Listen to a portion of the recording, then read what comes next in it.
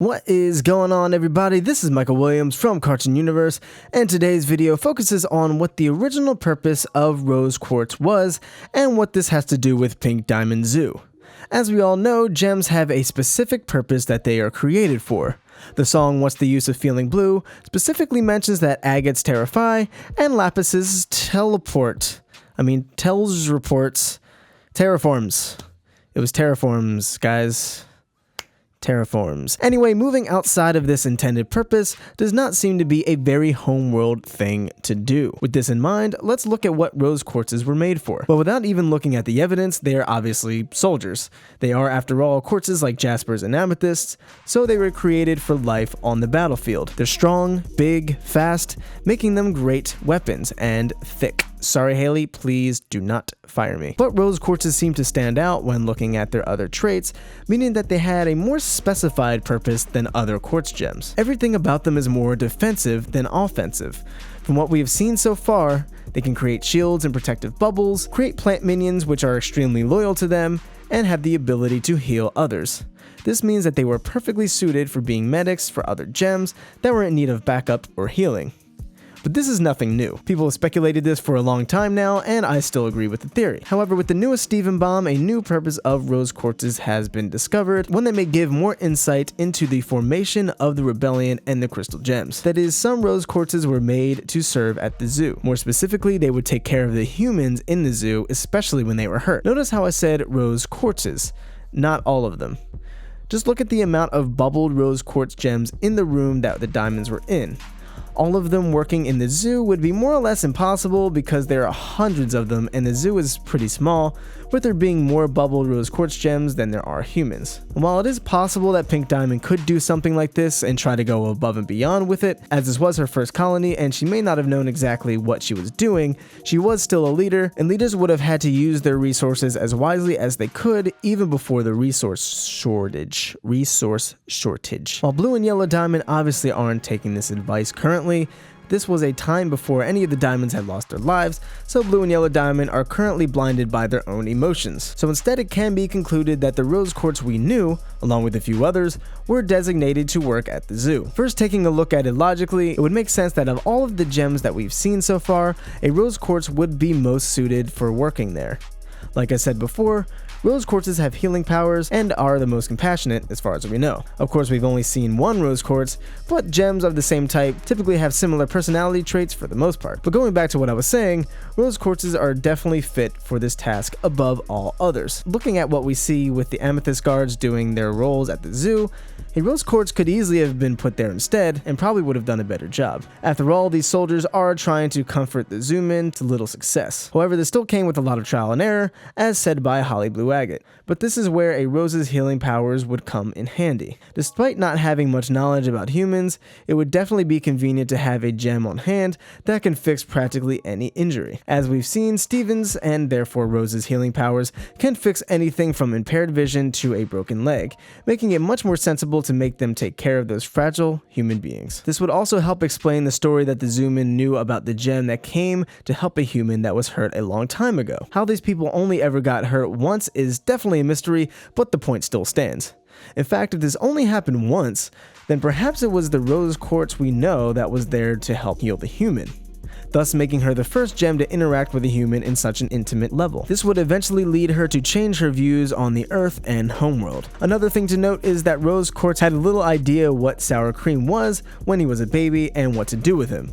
Perhaps she had only been working in the zoo for a short amount of time in the beginning and never saw any future generations other than the original one before dipping out of that piece and starting the rebellion. Now that we've discussed why rose quartz gems were made for the zoo, it's time to discuss the second part of the theory.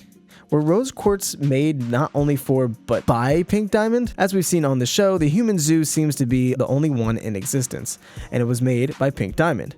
It would make sense that if this is a one-of-a-kind thing made by Pink Diamond, that she would make a one-of-a-kind gem to take care of it. A rose quartz has abilities that no other gem has been shown to have yet, which are all useful to the human zoo in some way. As I went over in the first part of the theory, there was once, long ago, a gem that came in the zoo to help a human who was hurt. The theory is that the gem was our rose. Reason being, it would make the most sense. I doubt that they would bring up this story just to have the gem be a random rose quartz. This could also explain how our Rose became attached to humans and started seeing the beauty of life on Earth. Guessing, as with most things on Homeworld, that most rose quartzi had been misinformed on the true nature of humans, and most wouldn't get the chance, as explained by Holly Blue. Gems only enter the main part of the zoo on rare occasions, assuming the same rules applied before Pink Diamond's death. This would also explain why Rose was on Earth in the first place. What better gem to send to get more humans than a gem made to take care of them? Perhaps Pink Diamond noticed that Rose Quartzes were naturally adept at caring for others and figured out how to properly keep humans alive. While this would make use of a gem beyond their original purpose of being a soldier, it is still very much doable. I've always been really confused about what the initial point of Rose Quartzes were to Pink Diamond / Homeworld, because really, if the plan for Earth was this, then what is the point of having a gem who has the ability to create life the way Rose is shown to be able to do? And if every other quartz type we see is built like Hulk Hogan, with the exception of the gems from the Beta Kindergarten that we see, and that will be all, but according to Peridot, nearly all the gems there came out wrong anyway, and have weapons that can be used offensively, then why have this single type of quartz that looks soft and approachable and give them a shield as a weapon? Then this bomb came along and I noticed a couple of things about the zoo. The first thing were these flowers on the door. 5 petaled flowers with what looks like the center of Rose Quartz's gem upside down in the middle. Does this look familiar? How about now? These look strikingly similar to the flowers Rose grows on Earth. On top of this, we have the room where Yellow Diamond and Blue Diamond discuss Pink Diamond's death. When I watched this, I couldn't help but think it was strange that all of the Rose Quartzes were here for some reason. Like, if this room was Pink Diamond's version of the temple, why are there no other gem types anywhere, as far as we know? Surely she didn't only bubble Rose Quartzes in her time alive, and if they were put here in memory of Pink Diamond or something, then someone would have taken the time to move all of these bubbled gems to this location. Unless they were already there. Unless the zoo is where Rose Quartzes used to work. The zoo is meant to be calming to humans, a place where they can live a life of complacency and safety. Kind of like Middle America, except with more laughter and genuine happiness. Would it not make sense that the gems working there would be approachable to humans should they ever need to go into the enclosure? Would it not make sense that they would be able to grow new wildlife should something happen to the ecosystem in the enclosure? Rose Quartzes would make the perfect guards for such a place. At least until one of them decided she liked humans a little too much and didn't want the planet they came from to be destroyed. And that's not all. Time to whip out this dusty old mural from Season 1 once again. I swear by Season 9, we're going to understand what all of this means. But in the meantime, take a look at the left side of the mural. Notice the hands reaching up to the gem in the sky. It looks strikingly similar to the zoom-in reaching up to the sky during their playtime, but also them reaching up to the sky when they were in pain. This very well could be alluding to the one time Zoom-in got hurt and reached to the sky for comfort. We can see one of the diamonds looking down on them. By the depiction on this mural, it looks like this could either be Pink Diamond or White Diamond.